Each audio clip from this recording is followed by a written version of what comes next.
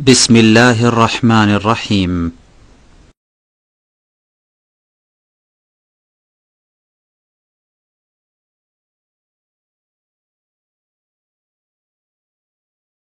بسم الله الرحمن الرحيم الحمد لله والصلاة والسلام على رسول الله وعلى آله وصحبه أجمعين وعن عائشة رضي الله عنها قالت كان رسول الله صلى الله عليه وسلم يصلي الضحى أربعا ويزيد ما شاء الله رواه مسلم। আল্লাহ পাকের সমস্ত প্রশংসা সালাত এবং সালাম নাযিল প্রিয় নবী সাল্লাল্লাহু আলাইহি ওয়াসাল্লামের উপর।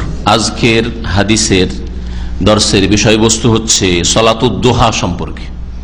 সালাতুদ দুহা মানে আমাদের দেশে এই নামাজ প্রসিদ্ধ কি নামে? চাশতের নামাজ। দোহা মানে হচ্ছে চাস্ত ফার্সি ভাষায়। দোহা মানে ফার্সি ভাষায় হচ্ছে চাস্ত, এটা বিশেষ দিনের সময়ের নাম, যেটাকে আরবিতে দোহা বলা হয়, ফার্সিতে চাস্ত বলা হয়, বাংলাতে পূর্বাহ্ন বলা হয়। হ্যাঁ, পূর্বাহ্ন বলা হয় যেটা দুপুর আর সকাল, সূর্য ওঠার মাঝামাঝি সময়, যতক্ষণ পর্যন্ত দুপুর না হয়েছে, মাথার উপর বেলা না এসছে, এই সময়টাকে দোহা, চাস্তের সময় বা পূর্বাহ্ন বলা হয়। সালাতুল জোহা এই সময়টাই নবী করিম সাল্লাল্লাহু আলাইহি ওয়াসাল্লাম থেকে প্রমাণিত নামাজ রয়েছে। এই মর্মে বেশ কিছু হাদিস রয়েছে যা বাহ্যিক পরস্পর বিরোধী। এই সবগুলি হাদিস পড়ে শুনে সবগুলির সমন্বয় আপনার কি করণীয়, আপনি কি করবেন, এই বিষয়টা ইনশাআল্লাহ তাআলা উল্লেখ করব। এই নামাজটি ফরজ নামাজের পরে তাহাজ্জুদ সবচেয়ে উত্তম নামাজ, রাতের নামাজ, আর তাহাজ্জুদ যারা না পড়তে পারবে তাদের জন্য উত্তম নামাজ এটি। কি বুঝলেন? ফরজ নামাজের পরে সবচেয়ে উত্তম নামাজ হচ্ছে তাহাজ্জুদের নামাজ। যারা তাহাজ্জুদ আদায় করতে পারবে, কায়েম করতে পারবে, আর যারা তাহাজ্জুদ পড়তে পারছেন না, যে কোনো কারণে, স্বাস্থ্যগত কারণ হোক, কাজ ডিউটি বা ঘুম ভারী, শরীর দুর্বল, বিভিন্ন কারণ হইতে পারে, ইমানের দুর্বলতা, পারছেন না, তাহলে আপনার জন্য উত্তম ইবাদত যা দিয়ে আপনার ফরজের ঘাটতি পূরণ করা হবে কাল কিয়ামতে, তা হচ্ছে এই সালাতুদ দুহা, চাস্তের নামাজ। চাস্তের নামাজ সর্বনিম্ন 2 রাকাত আর সর্ব ঊর্ধ্বে একদল ওলামা বলছেন 12 রাকাত। 12 রাকাত পর্যন্ত প্রমাণ আছে, হাদিস আসবে আপনাদের সামনে। আর ইমাম আহমদ রহমতুল্লাহ আলাইহি বেশ কিছু ওলামারা এরকম বলেছেন যে সর্বনিম্ন হচ্ছে 2 রাকাত আর সর্ব ঊর্ধ্বে হচ্ছে 8 রাকাত।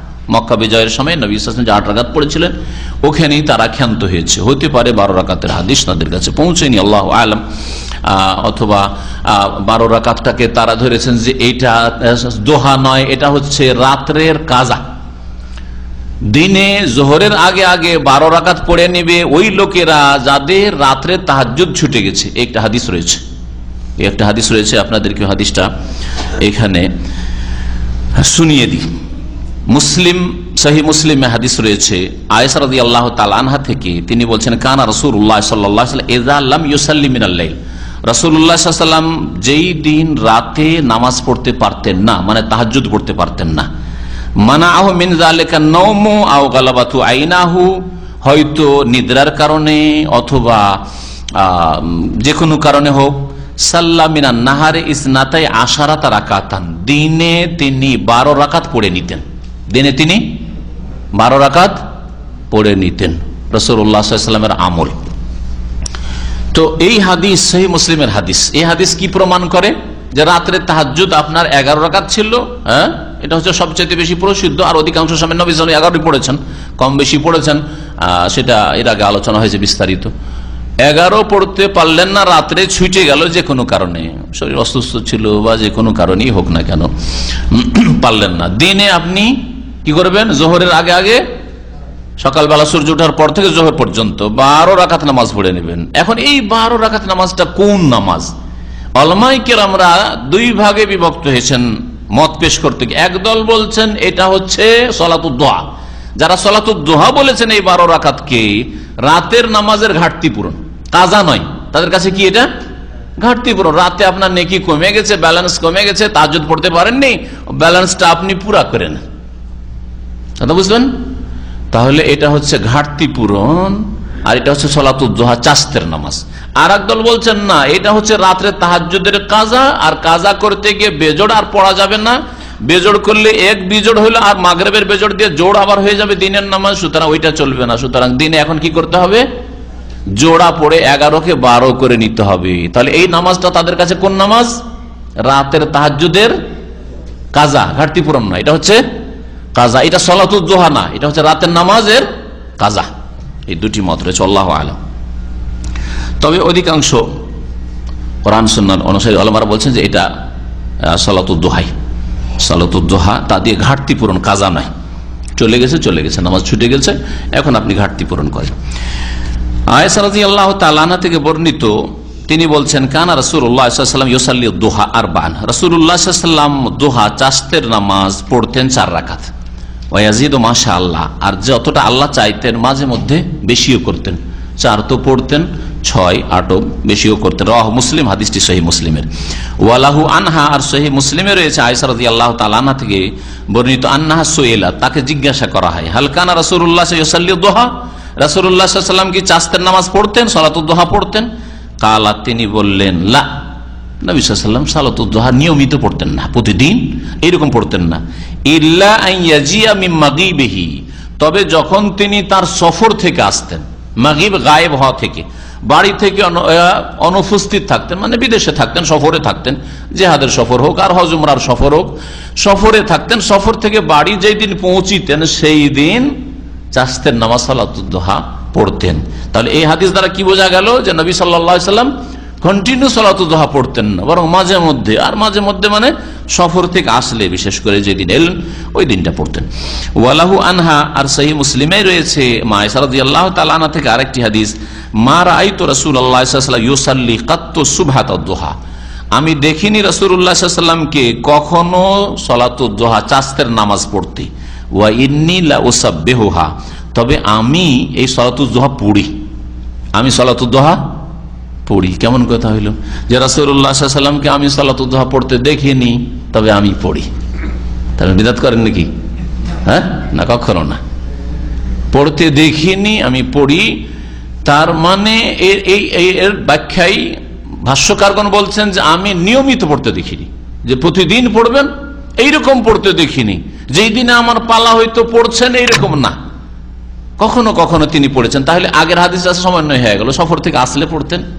আমি পড়তে দেখিনি মানে দায়েমান, সবসময় আমি পড়তে দেখিনি, তবে আমি পড়ি, মানে আমি সবসময় অথবা অধিকাংশ সময় পড়ি। ওয়া ইন্নী লা উসাব্বিহুহা, আর আমি সালাতুদ দুহা পড়ি। এই 3টি হাদিস ছিল আমাদের সামনে সালাতুদ দুহা বা চাষতের নামাজ সম্পর্কে, যে হাদিসগুলি প্রমাণ করে যে এই নামাজ হচ্ছে সুন্নাত। এই হাদিস সহিহ বুখারী মুসলিমে রয়েছে।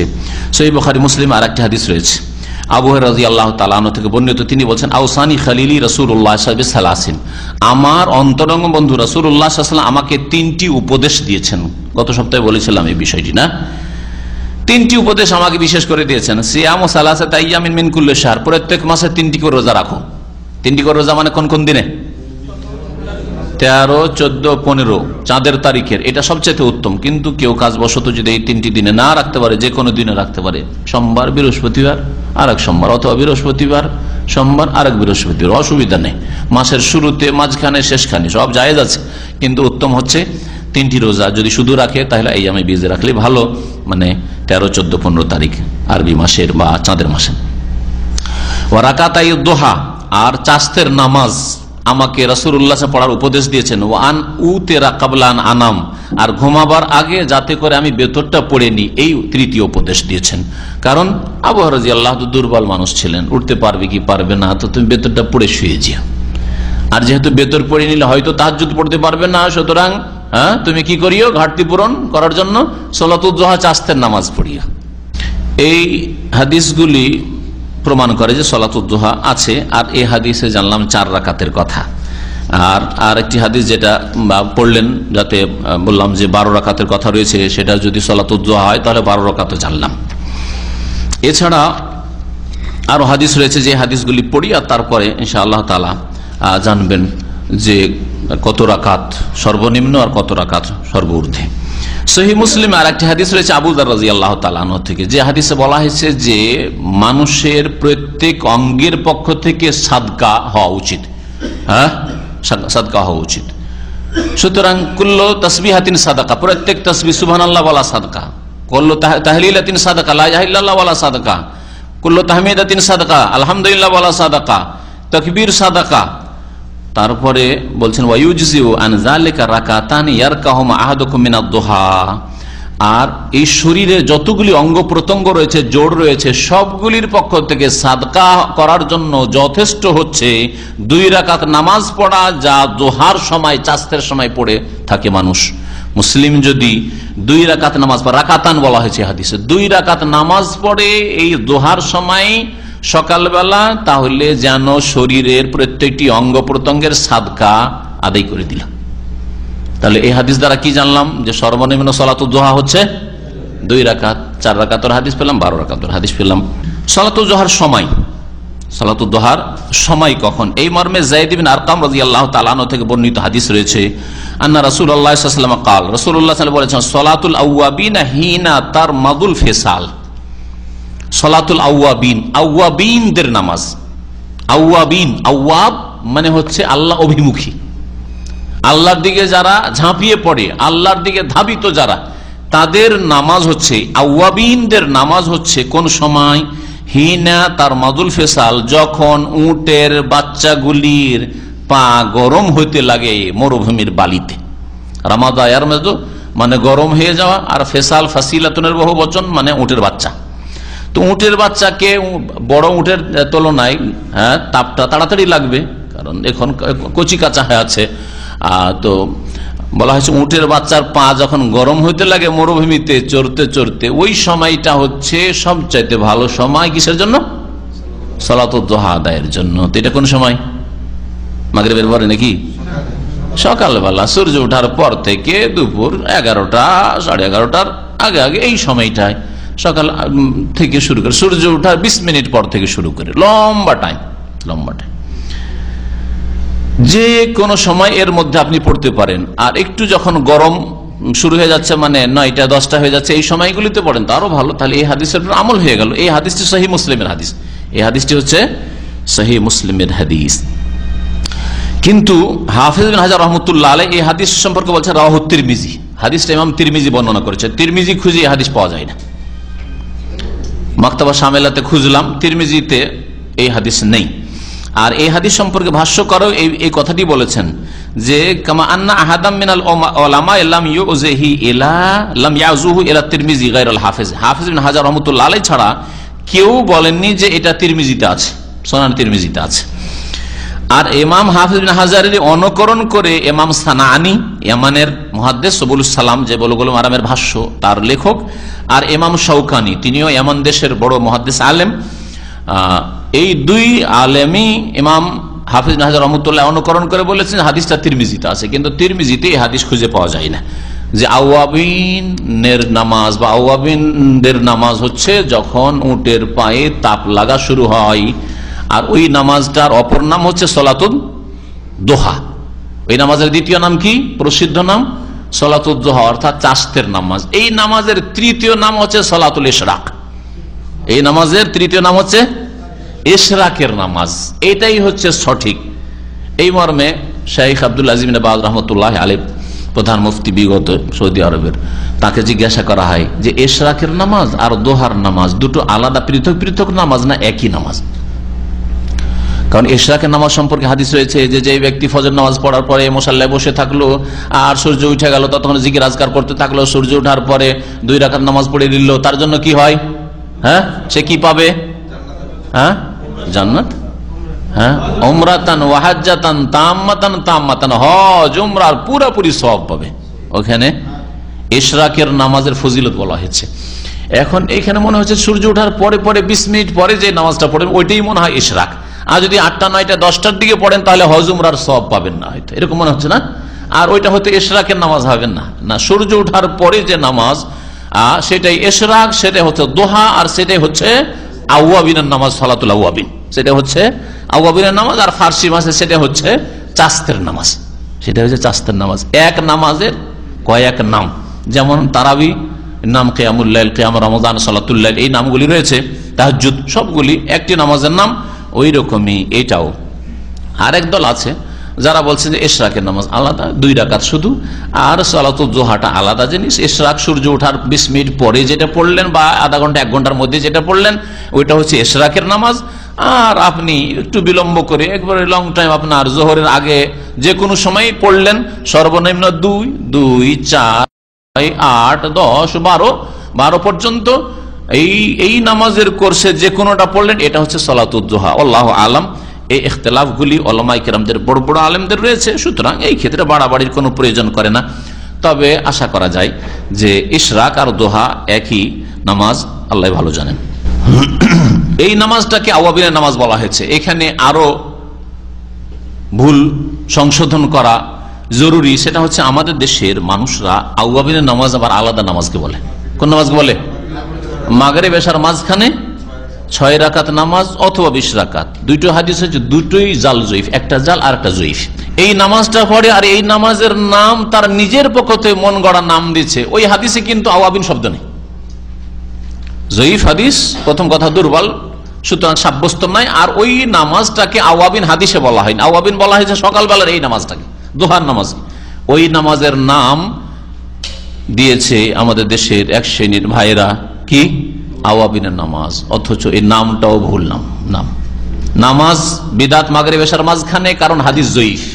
আর নামটাও বিদাত, কারণ এই নামাজের নাম আওয়াবিন নামাজ নয়। আওয়াবিন নামাজ কোন নামাজের নাম? সালাতুল জোহা, চাষতের নামাজের নাম। আওয়াবিনের নামাজ কেন বলা হলো এই নামকরণ সম্পর্কে ভাষ্যকার বলছেন যে আওয়াবিন মানে আল্লাহ অভিমুখী বা আল্লাহর দিকে ধাবিত লোকেরা, তাদের নামাজ এই জন্য বলা হল আন্নাহুম আবু ওয়া রাহালু ইলা তাআতিল্লাহ, কারণ এই লোকেরা সকালবেলা আল্লাহর আনুগত্যের দিকে, আল্লাহর ইবাদতের দিকে তারা ঝাঁপিয়ে পড়েছে। যেই সময় দুনিয়ার অধিকাংশ লোকেরা ব্যবসা নিয়ে ব্যস্ত, কেউ দুনিয়ার ধন সম্পদ নিয়ে ব্যস্ত, কেউ চাষাবাদ নিয়ে ব্যস্ত, কেউ ডিউটি নিয়ে ব্যস্ত। ডিউটির মধ্যে অনেকে নামাজ পড়ার সময় পাবে, তারপরে পড়বে না, অনুমতি আছে তারপরে পড়বে না, ব্যস্ত দুনিয়া নিয়ে, পেট নিয়ে ব্যস্ত। ওই সময় অল্প কিছু লোক আছে যারা আল্লাহ অভিমুখী, আল্লাহর দিকে ঝাঁপিয়ে পড়েছে, আর এই সময়টায় নামাজ পড়ছে। দুনিয়ার ডিউটি কাজকর্মের সময়টাই অধিকাংশ লোক ব্যস্ত থাকে, অল্প কিছু লোক আল্লাহ অভিমুখী হয়, এই চাষতের নামাজ পড়ে, সালাতুল দোহা পড়ে। এই জন্য এই নামাজের আরেকটি নাম হচ্ছে সালাতুল আওয়াবিন, আল্লাহ অভিমুখীদের নামাজ। এরা আল্লাহমুখী, সেই জন্য এরা এই সময়টাই নিজের কাজের ব্যস্ততাতেও নামাজ পড়ার চেষ্টা করে। আল্লাহু আ'লাম।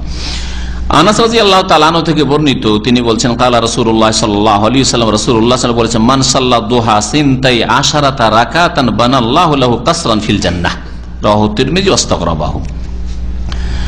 রাসূলুল্লাহ সাল্লাল্লাহু আলাইহি ওয়াসাল্লাম বলেছেন যে যেই ব্যক্তি দোহার নামাজ, চাষতের নামাজ পড়বে, সিনতাই আশার রাকাতান 12 রাকাত, হাদিস যদি সহিহ হইতো তাহলে তো খুব ভালোই হইতো।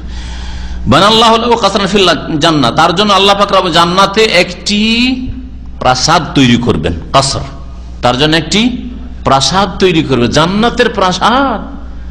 হ্যাঁ, রাজাদের আর প্রধানমন্ত্রী রাষ্ট্রপতির যদি প্রাসাদ ভবন যেতে পান তো মনে করছেন কি যে ধন্য হইলাম। হ্যাঁ, আর জান্নাতের প্রাসাদের কথা রয়েছে।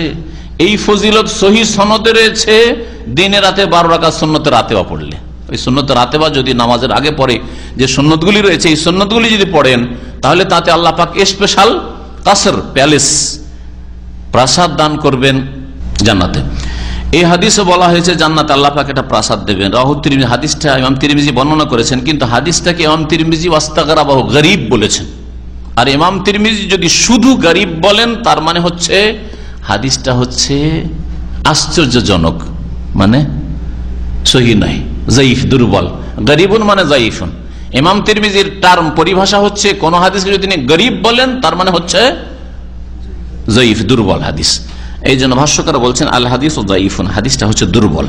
তবে এর কিছু সূত্র রয়েছে, সবগুলি যদি দুর্বল হয় তাহলে তো এগুলি দিয়ে মানে ফজিলত সাব্যস্ত করা যাবে না যে জান্নাতে আল্লাহ স্পেশাল প্যালেস দেবেন কিনা। কিন্তু 12 রাকাতের হাদিস ঠিক আছে, কারণ অন্য জায়গায় 12 রাকাতের হাদিস এর আগে সহিহ মুসলিমের বললাম। আবু দারদা রাদিয়াল্লাহু তাআলা আনহু থেকে বর্ণিত একটি হাদিস রয়েছে, সেই হাদিসটা দেখেন, যে হাদিসটা বলা হয়েছে তিরমিজিতে আছে। কালা রাসূলুল্লাহ সাল্লাল্লাহু আলাইহি ওয়াসাল্লাম মান সাল্লা দুহা রাকাতাইন, যেই ব্যক্তি সালাতুদ দুহা, চাষতের নামাজ 2 রাকাত পড়বে, তাহলে 2 রাকাত প্রমাণ হলো। লাম ইউক্তাব মিনাল গাফিলিন, তাকে আল্লাহ পাক গাফেল মুসলিম বলে লিখবেন না। গাফেল আল্লাহ লিখবেন না, গাফেলদের দলে শামিল করবেন না। ওমান সাল্লাহ চিনতে আসা রাকাতান, আর যেই ব্যক্তি 12 রাকাত নামাজ পড়বে সালাতুদ দুহা, বানাল্লাহু লাহু বাইতান ফিল জান্নাহ, জান্নাতে আল্লাহ পাক তার জন্য স্পেশাল ঘর তৈরি করে। ওয়ান আয়েশা রাদিয়াল্লাহু আনহা ক্বালাত দাখালা রাসূলুল্লাহ সাল্লাল্লাহু আলাইহি ওয়াসাল্লাম বাইতি ফাসাল্লা দুহা 8 রাকাতান, রাওয়াহু ইবনে হিব্বান ফি সাহিহিহি। আয়েশা রাদিয়াল্লাহু তাআলা আনহা থেকে বর্ণিত, তিনি বলছেন যে রাসূলুল্লাহ সাল্লাল্লাহু আলাইহি ওয়াসাল্লাম আমার বাড়িতে একবার প্রবেশ করলেন, ফাসাল্লা দুহা, আর চাস্তের নামাজ পড়লেন, 8 রাকাতিন, 8 রাকাত। হাদিসটা ইবনে হিব্বানে রয়েছে, ইবনে হিব্বানের যে কিতাব সহিহ ইবনে হিব্বান বলে প্রসিদ্ধ, তাতে এই হাদিসটা রয়েছে। হাদিসটা সহিহ না, তাতে একজন বর্ণনাকারী রয়েছে যাকে কেউ কেউ দুর্বল বলেছেন, ইখতিলাফ রয়েছে, আল্লাহু আ'লাম। হাদিসটার অবশ্য বলছেন যে সনদ তো মুসলিমের শর্ত মোতাবেক, কিন্তু তাতে মুতাল্লিব বিন আব্দুল্লাহ বিন হানতাব রয়েছে, তাকে কেউ কেউ সিকা নির্ভরযোগ্য বলেছেন, কেউ দুর্বল বলেছেন। আয়েশা রাদিয়াল্লাহু তাআলা আনহা থেকে তিনি শুনেছেন কিনা আল্লাহ, যদি না শুনে থাকেন তাহলে হাদিসটা মুনকাতে, বিচ্ছিন্ন, আর বিচ্ছিন্ন হলে যঈফ, আল্লাহু আ'লাম। সালাতুদ দুহা সম্পর্কে তাহলে এখন সবগুলি হাদিসকে মিলিয়ে দেখলে কি বোঝা গেল? হ্যাঁ, সালাতুদ দুহা নবী করিম সাল্লাল্লাহু আলাইহি ওয়াসাল্লাম পড়েছেন, কিন্তু সব সময় পড়েননি। সুতরাং এই ক্ষেত্রে অনেকগুলি মত রয়েছে, মতগুলি আপনাদের সামনে যদি সময় থাকে তো একটু পেশ করি। আর তার মধ্যে সবচেয়ে ভালো যে কন্টিনিউ পড়বেন না, সুন্নাতে রাতেবার মতো নিয়মিত আপনি পড়ে যাচ্ছেন, কন্টিনিউ এরকম করবেন না, মাঝে মধ্যে ছাড়বেন, মাঝে মধ্যে পড়বেন, তাহলে সঠিক সুন্নতের আমল হবে। সহিহ মুসলিম আর সহিহ বুখারীতে একটি হাদিস রয়েছে উম্মে হানি রাদিয়াল্লাহু তাআলা আনহা থেকে, নবী সাল্লাল্লাহু আলাইহি ওয়াসাল্লামের চাচাতো বোন আলী রাদিয়াল্লাহু তাআলা আপন বোন, বলছেন যে আন্নান নবী সাল্লাল্লাহু আলাইহি ওয়াসাল্লাম ফি আমিল ফাতহি সাল্লা 8 রাকাতান সুবহাতাদ দুহা, মক্কা বিজয়ের বছর উম্মে হানির বাড়িতে রাসূলুল্লাহ সাল্লাল্লাহু আলাইহি ওয়াসাল্লাম গেলেন। উম্মে হানি যেহেতু মক্কাতে থাকতেন, আর ওখানে তিনি 8 রাকাত নামাজ পড়েছিলেন। সুবহাতাদ দুহা মানে সালাতুদ দুহা, সালাতকে সুবহা মানে তাসবিহ বলা হয়েছে, তো তাসবিহ বলে নামাজ উদ্দেশ্য করা, যেমন সেজদা বলে নামাজ উদ্দেশ্য করা হয়েছে বিভিন্ন হাদিসে অথবা কোরআনের আয়াতে।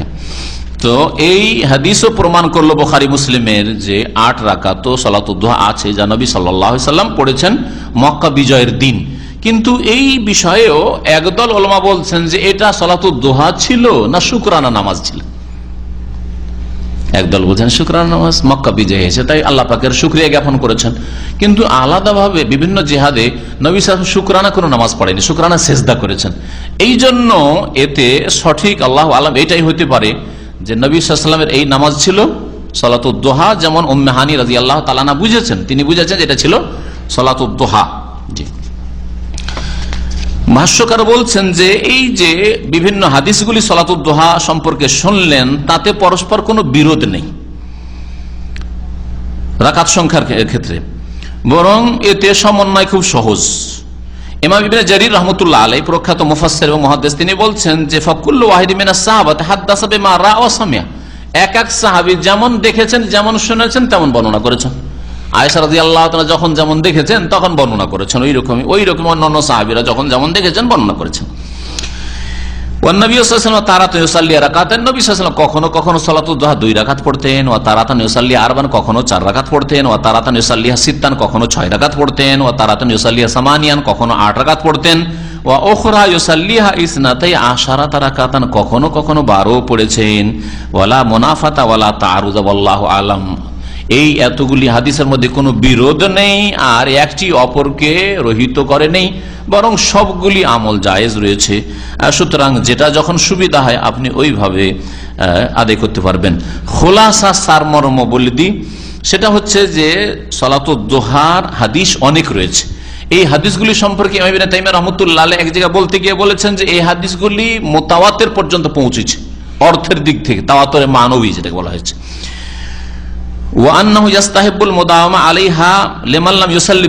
বলছেন যে কেউ যদি তাহাজ্জুদ না পড়তে পারে তাহলে সে যদি কন্টিনিউ পড়তে পারে, তার জন্য মুস্তাহাব। তাহলে এটা একটা মত জানলাম যে এই মতটাও বেশ কিছু ওলামারা পেশ করেছেন, যদি তাহাজ্জুদ আপনি না পড়তে পারেন তাহলে নিয়মিত সালাতুদ দুহা পড়েন, কোনো অসুবিধা নেই।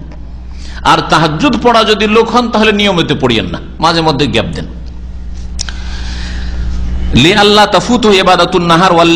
যাতে করে তাহাজ্জুদ রাত্রেও পড়তে পারলেন না আর দিনেও পড়বেন না, এইরকম না হয়। রাত্রে পারেননি, দিনে কিছু করেন।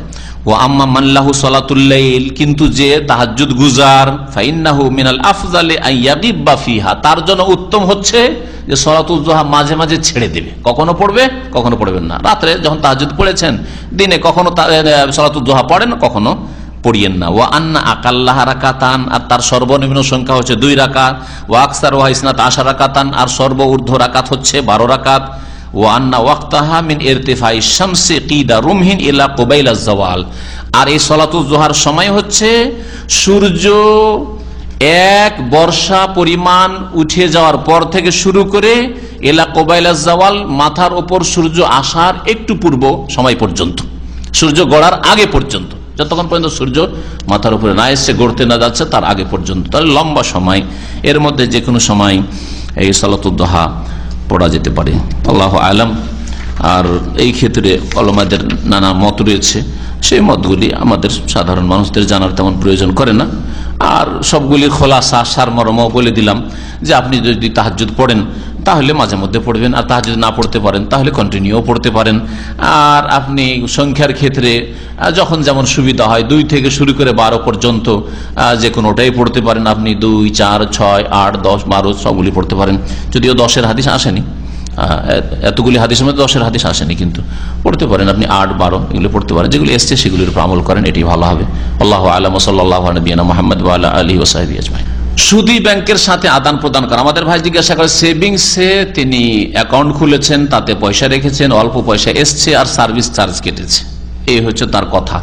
প্রথম কথা বলি, সুদী ব্যাংকের সাথে আদান প্রদান করা জায়েজ নয় যদি ইসলামিক ব্যাংক শরিয়া ভিত্তিক থাকে কোনো দেশে। কোনো অবকাশ নেই যে আপনার ইসলামী ব্যাংক আছে আর সুদী ব্যাংকে আপনি টাকা রাখবেন, এটা জায়েজ নয়। এটা আপনাকে মুখস্থ করে নিতে হবে। যেসব দেশে সুদ মুক্ত ব্যাংক নেই, যেমন ভারতের নেই, কিন্তু পাকিস্তানে আছে, বাংলাদেশে আছে, তা বাংলাদেশ আর পাকিস্তানের মানুষের জন্য এটা ওজন নয় যে সুদী ব্যাংকে টাকা রাখবে, তারা রাখতে পারবে না। ভারতের লোক নিরুপায়, তারপরেও বাঁচার চেষ্টা করবেন, জমি জায়গায় কিনে রেখে দেন, আপনি কাজে লাগান, কিন্তু আপাতত রাখছেন সুদী ব্যাংকে, সেটা আলাদা কথা। সুদী ব্যাংকে যদি রাখেন তো আপনি কারেন্ট অ্যাকাউন্ট রাখেন যাতে সুদ না আসে, কারেন্ট অ্যাকাউন্ট রাখেন। সেভিংসে রাখবেন অল্প কিছু, আপনার হয়তো সুদ আসবে, ইন্টারেস্ট আসবে, তো সেটা মুক্ত হওয়ার জন্য একেবারে যারা অভাবী দান করে দেন, অসহায় মানুষ সমাজের তাদের মাঝে দান করে দেন, মুসলিম হোক আর অমুসলিম হোক, এইরকম ভাবে দান করে মুক্ত হওয়ার জন্য, নেকির জন্য নয়। কারণ হারাম পয়সা দিয়ে নেকি হয় না, হারাম পয়সা দিয়ে আল্লাহর কুরবাত হয় না, নৈকট্য লাভ হয় না, সান্নিধ্য লাভ হয় না। কখনো নেকির আশা করবে না যে সুদের টাকাটা দান করলাম তো একটিও নেকি হবে না, কিন্তু আল্লাহর আযাব থেকে মুক্ত হইলেন আপনি। এই জন্য মুক্ত হওয়ার জন্য বলছি, এই শব্দটা অনেক সময় আমি বলি যে মুক্ত হওয়ার জন্য দান করবেন, একই কিচ্ছু হবে না। সুদের টাকা দিয়ে, চুরি করা টাকা দিয়ে, হারাম পয়সা দিয়ে, হারাম ব্যবসার ইনকাম দিয়ে আপনি দান খায়রাত করবেন, মসজিদ মাদ্রাসা করবেন, আর বলবেন নেকি হবে, একটিও নেকি হবে না। তবে মুক্ত হবেন, যতটা দান করলেন বোঝা হালকা হইল, গুনার বোঝা হালকা হইল। হ্যাঁ, এই টাকাটা, সুদের টাকাটা ওই সার্ভিস চার্জে দিতে পারবে কিনা, এই ক্ষেত্রে দিতে হয়তো পারবে, আল্লাহু আ'লাম, কিন্তু সন্দেহ মুক্ত হওয়া ভালো। হ্যাঁ, তাকওয়ার ওপর একটা হচ্ছে স্তর হচ্ছে ওয়ারা, মানে অধিক সতর্কতা, অধিক পরেশগারী, সন্দেহ মুক্ত হওয়া। সন্দেহ মুক্ত হওয়া হচ্ছে যে আপনি যেহেতু অ্যাকাউন্ট খুলেছেন সেই জন্য সার্ভিস চার্জ কাটছে, সুতরাং সার্ভিস চার্জটা আপনি দেন, আর সুদের টাকা আপনার জন্য সুদের টাকাতে উপকৃত হওয়া জায়েজ না, সেই জন্য মুক্ত হওয়ার জন্য সেটা গরিবকে দান করে দেন। ফজরের পরে উযু চলে যায়, হাদিসে আছে যে ব্যক্তি ফজর নামাজের পরে মুসাল্লায় বসে গেল আর আল্লাহ পাকে জিকির আজকার করতে থাকলো, তাই না, আছে। এই একটা প্রশ্ন, এর সাথে আমি আরো লাগিয়ে দিই, কারণ আরেকজন প্রশ্ন করতে পারে না এরকম, যাতে আরো একসাথে দুটোর উত্তর হয়ে যায়। ফজরের পরে আমাদের অনেকের কাজকর্ম থাকে, কারো বাচ্চাদের মাদ্রাসা পৌঁছাইতে হবে, কারো ডিউটি যেতে হবে, কারো একটু নাস্তা পানি করে রেডি হইতে হবে ডিউটির জন্য।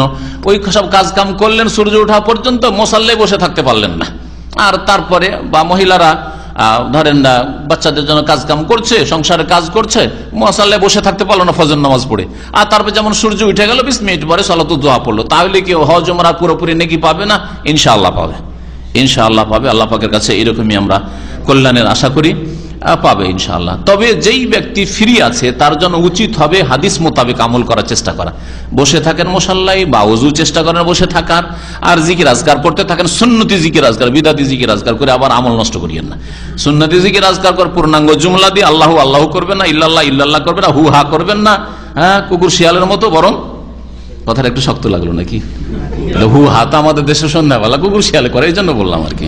হ্যাঁ, তো হু হা করে জিকির হয় না, জিকির হয় সুবহানাল্লাহ দিয়ে, আলহামদুলিল্লাহ, আল্লাহু আকবার, লা ইলাহা ইল্লাল্লাহ, সুবহানাল্লাহ, সুবহানাল্লাহ, আর হু হা হু হা হু হা এইসব জিকির তো, এইসব জিকির তো মাগরিব পরে শোনা যায় আমাদের এলাকায় বন জঙ্গল থেকে। ফতোয়াবাজি করলে তো হবে না, একটি দলিল চাই যে হু হার জিকির ইসলামে আছে, একটি দলিল চাই। আমি একটা ছাড়া দুটো দলিলই চাই না। আমার তরিকা হচ্ছে একটা আয়াত অথবা একটা হাদিস দেন, যথেষ্ট আমার জন্য, আমার আমল করার জন্য, ইবাদত সংশোধনের জন্য, আমার আকীদার চেঞ্জের জন্য যথেষ্ট একটা রাসূলুল্লাহ সাল্লাল্লাহু আলাইহি ওয়াসাল্লামের ফরমান, যে রাসূলুল্লাহ সাল্লাল্লাহু আলাইহি ওয়াসাল্লাম থেকে সহিহ সনদে বর্ণিত যে হু হার জিকির করেছেন নবী সাল্লাল্লাহু আলাইহি ওয়াসাল্লাম, ছয় লতিফার জিকির করেছেন, দেন একটা হাদিস শুধু। আর বানাওয়ার জিকির করে আমল বরবাদ করিয়েন না। আল্লাহর হস্তে নবী সাল্লাল্লাহু আলাইহি ওয়াসাল্লাম যেমন জিকির করেছেন, সাহাবায়ে কেরাম যেমন জিকির আজকার করে, তেমন জিকির আজকার, সকালবেলার জিকির, সন্ধ্যাবেলার জিকির, নামাজের পরের জিকির আজকার, শোয়ার আগে জিকির, ঘুম থেকে উঠে জিকির, বাথরুমে যাওয়ার জিকির, বাথরুম থেকে বেরিয়ে জিকির, গাড়িতে চড়া জিকির, বাড়িতে ঢোকার জিকির, বাড়ি থেকে বের হওয়ার জিকির। এই জিকিরটি করতে পারলে তো যাকিরিনা কাসীরা, সবচেয়ে বেশি আল্লাহর জিকিরকারী হয়ে যাবেন।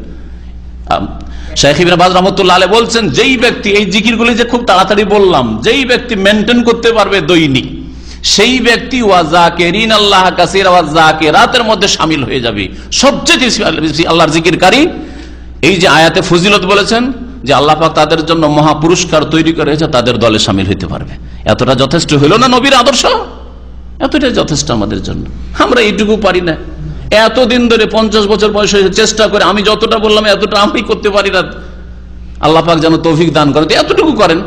সকালে সবগুলি জিকির পড়েন, সন্ধ্যাবেলা সবগুলি জিকির পড়েন, নামাজের পরে সবগুলি জিকির পড়েন, হ্যাঁ, তারপরে আপনার ঘুমের আগে সবগুলি জিকির পড়েন, ঘুম থেকে উঠে নিয়মিত জিকির পড়েন, বাথরুমে ঢোকা কখনো ছাড়েন না ওই জিকির, বাথরুম থেকে বেরিয়ে কখনো ছাড়েন না, বাড়িতে ঢুকতে বিসমিল্লাহ কখনো ছাড়িয়েন না। আর তারপরে বাড়িতে ঢোকার সময় যে আল্লাহ মিন আসাল খায়রাল মাউলিদ খায়রাল মাখরাজ বিসমিল্লাহ ওয়ালাজনা বিসমিল্লাহ খারাজনা ওয়া আলাল্লাহি রাব্বিনা তাওয়াক্কালনা কখনো ছাড়িয়েন না। বলেন তো কেউ আছেন এরকম? এই জিকির আজকার গুলি করার তৌফিক হয় না। সুন্নতি জিকির বাড়ি থেকে যেন বের বিসমিল্লাহ তাওয়াক্কালতু আলাল্লাহ ওয়ালা হাওলা ওয়ালা কুওয়াতা ইল্লা বিল্লাহ, তখন শয়তান হা হা করে ফেল ফেল করে তাকায় আর বলে যে কি করবি, একে নিয়ে দে, পারবি না তো, এ তো দোয়া পড়ে ফেলেছে, এ তো এমন সুরক্ষিত হয়েছে যে একে আর পারবি না কিছু করতে, এর পিছে লেগে লাভ নেই, একে গুমরাহ করতে পারবি না আর এর ক্ষতি করতে পারবি না। কত বড় ফায়দার জিকির! এই জিকির গুলো সুন্নতের অনুসারীদেরও করা তৌফিক হয় না, আর যারা বিদাতি জিকির করে তাদেরও তৌফিক হয় না। আল্লাহ পাক যেন কোরআন এবং হাদিস মোতাবেক জিকির আজকার করার তৌফিক দান করে, এই জিকির আজকার গুলি করেন। সালাতুল আওয়াবিন যে কেউ পড়বে, চরমনাই কেন, কাবা শরীফের ইমামও যদি বলে, চরমনাই কোন ক্ষেতের, মক্কার ক্ষেতের ইমাম সাহেব যদি বলেন যে আওয়াবিনের নামাজ মাগরিব এশার মাঝখানে আছে, তবুও বিদআত। শুনে রাখেন ভালো করে, আমাদের শরীয়ত আলেম হুজুরের কাছ থেকে নেওয়া হয় না, রাসূলুল্লাহ সাল্লাল্লাহু আলাইহি ওয়াসাল্লামের কাছ থেকে নেওয়া হয়, কোরআন এবং হাদিস থেকে নেওয়া হয়, ওহী থেকে নেওয়া হয়। ওহীর কথা বললাম। সালাতুল আওয়াবিন কখন?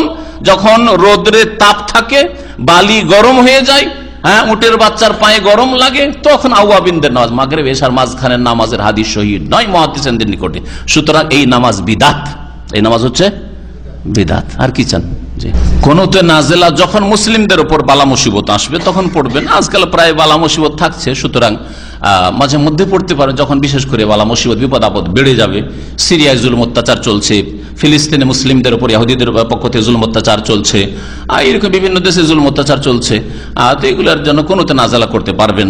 আপনি যদি মনে করেন যে আপনার দেশে, আপনার গ্রামে, সেখানে ওইরকম বালা মুসিবত বিপদ আপদ আছে, আর জানমাল নিরাপদ নয়, যে কারো হাত থেকে হোক না কেন, যারা বাইরে ফিতনা ফাসাদ সৃষ্টি করেছে তাদের জুলমের আশঙ্কা থাক, অথবা যারা প্রশাসনের ক্ষমতায় রয়েছে তাদের পক্ষ থেকে জুলমের আশঙ্কা থাক, যেই রকমই হোক না কেন, আপনি যদি মনে করেন, তাহলে আপনি জরুরি নয় যে জামাত করে আপনাকে কুনুতে নাজালা করতে, আপনি নিজে কুনুতে নাজালা করতে পারেন না। আপনি রাত্রে তাহাজ্জুদের নামাজ পড়ে কুনুতে নাজালা মানে আপনি মুমিনদের জন্য দোয়া করবেন, জালেমদের জন্য বদদোয়া করবেন, মুমিনদের জন্য দোয়া করবেন, কাফেরদের জন্য বদদোয়া করবেন, এটা হচ্ছে কুনুতে নাজালা। জি, ফজর নামাজে করা যেতে পারে, প্রয়োজনে মাগরিবের সাথেও করা যেতে পারে, এর বেশি যদি প্রয়োজন হয়ে যায় আরো, তাহলে জোহর আসর করা যেতে পারে। যাই যেই সুন্নতের উপর আলহামদুলিল্লাহ সৌদি আরবে আমল আছে, মাঝে মধ্যে যখন বালা মুসিবত বেড়ে যায় মুসলিম উম্মতের উপর, তখন এখানে এই দোয়াগুলি হয়ে থাকে। বিশেষ করে ফজরতে এখনো শুনতে থাকেন আপনারা। ওস্তাদকেও যদি ভালো কথা শেখানো হয় তো নিতে হবে, নিতে হবে না? আরে আবু হুরায়রা কে, শয়তান যে চোর ধরা পড়লো, আয়াতুল কুরসির ফজিলত শিখেছে। আবু হুরায়রা কি কথা বলেছে যে তুই আমাকে শিখাইতেছি চোর, বলেছে বুখারীর হাদিস, চোর তুই আমাকে আয়াতুল কুরসির ফজিলত শিখাতে এসেছিস, এ কথা বলেছেন নাকি? না, এই ফজিলত যখন শিখালি ঠিক আছে, তোকে ছেড়েই দিলাম, যা মাফ করে দিলাম। ছাড়লো না? ছাড়লো না? তাহলে বোঝা গেল যে কোন একটা ক্লিনারও যদি আমাকে ভালো কথা বলে, আমার জন্য না, আপনার জন্য না, আমার জন্য নেওয়া ফরজ। ভালো কথা বলছে, অসুবিধাটা কি? আমার রাস্তাতে কোনো ভুল দেখেছে বা আমার ওপর তার কোনো রিমার্কস হয়েছে, আর সে যদি আমার সংশোধন করে, জাযাহুল্লাহ খায়রান, ভালো কাজ করেছে। মন্দ কি করেছে? তার কাছ থেকে আমার নিতে কোনো আইব রয়েছে? কোনো আইব নাই, ভালো কথা নিচ্ছি। ভালো কথা নিচ্ছি মানে আল্লাহর কাছ থেকে নিচ্ছি, রাসূলের কাছ থেকে নিচ্ছি। ওর মাধ্যম দিয়ে আমার কাছে আসলো, আমার হয়তো স্মরণে ছিল না, অথবা আমি ভুল করেছি, হইতে পারে। মান কালা লা ইলাহা ইল্লাল্লাহ, যেই ব্যক্তি লা ইলাহা ইল্লাল্লাহ বলবে সে জান্নাতে যাবে, ওর সাথে দুটো শর্ত হাদিসে রয়েছে। এই মর্মে যতগুলি হাদিস রয়েছে, প্রায় হাদিসগুলিতে এই দুটো শর্ত রয়েছে। ইয়াবতাগি বিযালিকা ওয়াজহাল্লাহ, এই লা ইলাহা ইল্লাল্লাহ দিয়ে আল্লাহর সন্তুষ্টি কামনা করবে। যে সন্তুষ্টি কামনা করে সে আধা নামাজি হইতে পারে না, এক রাকাত নামাজ ছাড়তে পারে না। আল্লাহকে রাজি করতে চায় লা ইলাহা ইল্লাল্লাহ দিয়ে, আর ইসলামের মুখ্য পিলারটাই তার নামাজটাই নেই, রমজানের রোজাই রাখে না, ফরজ ওয়াজিব আদায় করে না, কবিরা থেকে বাঁচে না, হইতে পারে? সুতরাং লা ইলাহা ইল্লাল্লাহ, লা ইলাহা সম্পর্কে বিস্তারিত আলোচনা, তার দাবি, তার অর্থ, তার শর্ত, এগুলি বিস্তারিত এর আগে আলোচনা হয়েছে। আমাদের এই ভাই নতুন এসছেন তো সেই জন্য, বা ওই আলোচনাগুলি আমাদের সিডিতে আছে, শুনে নেবেন, রেকর্ড হয়ে আছে। আর একটা শর্ত রয়েছে, খালিসাম মিন কলবিহি, যেই ব্যক্তি লা ইলাহা ইল্লাল্লাহ বলবে তার অন্তরের খুলুসিয়াতের সাথে, নিষ্ঠার সাথে, আন্তরিকতার সাথে, অন্তর থেকে বলছেন যে আল্লাহ তোমার ছাড়া কেউ মাবুদ নেই, আর আল্লাহর ইবাদত ফরজ, প্রথম ইবাদত নামাজটাই করবেন না আপনি। মুসলিম জীবনে যেটা প্রথম ইবাদত, তাওহীদের পরেই নামাজ, তাওহীদের বাস্তব প্রমাণ, আর তারপরে প্রথম যে সওয়ালটা জিজ্ঞাসা আপনাকে কিয়ামতের মাঠে হবে, সে নামাজটা পুরা করলেন না। নামাজটা পুরা করে দেন, শিরক থেকে মুক্ত হয়ে যান, তাহলে সাজা শাস্তি পেলেও পাপের জন্য জান্নাতের আশা করা যেতে পারে। বলছেন না, ঈমান ভঙ্গ করেননি, বড় শিরক করেননি, আর নামাজ পড়ে আপনি নিজেকে মুসলিম পরিচয় দিয়ে দিয়েছেন, তাহলে সাজা শাস্তি কবরে, দুনিয়াতে আর আখেরাতে হইলেও জান্নাত পাওয়া যাবে, এইটা ঠিক আছে। কিন্তু লা ইলাহা ইল্লাল্লাহ পড়া মুসলমান, জন্মসূত্রে মুসলমান, আর নামাজ নেই, তার কাছে ইসলামের প্রমাণ নেই, শিরক করে, নিজের ঈমানকে নিজেই সে ধূলিসাৎ করে। সুতরাং তাদের ঈমানের দাবি, তাদের জন্মসূত্রে মুসলিম হওয়া কোনো কাজে আসবে না। বেনামাজের জন্মসূত্রে মুসলিম হওয়া কোনো কাজে আসবে না। যারা শিরক করে নিজের ঈমান ভঙ্গ করে, ঈমান নষ্ট করে, তাদের জন্মসূত্রে মুসলিম হওয়া কাজে আসবে না। এরা হলো মুরজিয়া, যারা বড় আশা রাখে যে কলেমা দিয়ে জান্নাত চলে যাবে। কলেমা দিয়ে জান্নাত শুধু যাওয়া যাবে না, কলেমার বাস্তবায়ন হইতে হবে 5 ওয়াক্ত নামাজের মাধ্যমে। কলেমাকে সেভ করতে হবে শিরক মুক্ত হয়ে, কলেমাকে সেভ করতে হবে। 10,000 রিয়ালের বান্ডিল কফিলের কাছ থেকে নিলেন আর ছিঁড়া পকেটে রেখে দিল, লাভ হবে? কোনো লাভ হবে না। হ্যাঁ, ওই রকম ছিঁড়া পকেট থেকে কখন পড়ে যাবে। তো ওই রকমই যারা শিরক করে, যারা নামাজ পড়েন না, ওই রকমই ওদের লা ইলাহা ইল্লাল্লাহ, ওই রকমই অনেক মূল্যবান লা ইলাহা ইল্লাল্লাহ, কিন্তু ছিঁড়া পকেট, ছিঁড়া ঈমান নেই তাদের, ঈমানকে নিজেরাই নষ্ট করেছে। কথা লম্বা হয়ে যাচ্ছে, আর সময় বেশি হয়ে যাচ্ছে, আর বিরক্ত করবো না। সাল্লাল্লাহু আলা নবিয়িনা মুহাম্মদ ওয়া আলা আলিহি ওয়া সাহবিহি আজমাইন। সুবহানাকাল্লাহুম্মা ওয়া বিহামদিকা আশহাদু আল্লা ইলাহা ইল্লা আনতা আস্তাগফিরুকা